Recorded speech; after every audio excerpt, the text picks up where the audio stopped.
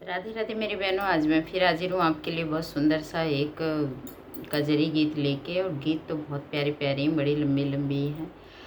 और ये गीत आपको कैसा लगेगा ये कमेंट करके ज़रूर बताना। सखी झूल ले हुए सौक सवनमा बा, फिर नैहर सपनमा बाना। सखी झूल ले हुए सौक सवनमा बा, फिर नैहर सपनमा बाना।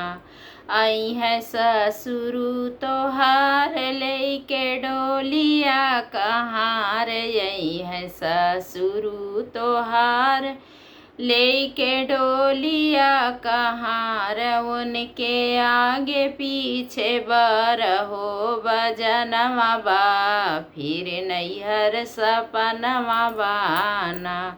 सखी झूल ले हुए सौक सवनमा बा, फिर नैहर सपनमा बाना। आई है भसुरु तोहार लेके डोलिया कहाँ रे, आई है भसुरु तोहार लेके डोलिया कहाँ रे। उनके आगे पीछे बरहो बजनमा बा, फिर नैहर सपनमा बाना। सखी झूल ले हुए सौक सवनमा बा, फिर नैहर सपनमा बाना। आई है देवरु तोहार लेके डोलिया कहाँ रे, आई है देवरु तोहार लेके डोलिया कहाँ रे। उनके आगे पीछे बरहो बजनमा बा, फिर नैहर सपनमा बाना। सखी झूल ले हुए सौक सवनमा बा, फिर नैहर सपनमा बाना।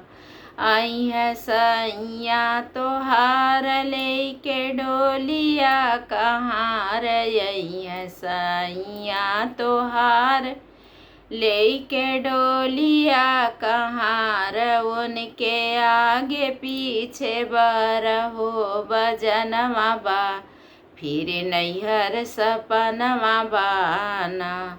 सखी झूल ले हुए सौक सवनमा बा, फिर नैहर सपनमा बाना। कैसा लगा मेरा ये गीत आप लोग कमेंट करके ज़रूर बताना। बहनों, आप लोग कमेंट नहीं करते हो, ना ही बताते हो कि कैसा लगा मेरा ये गीत।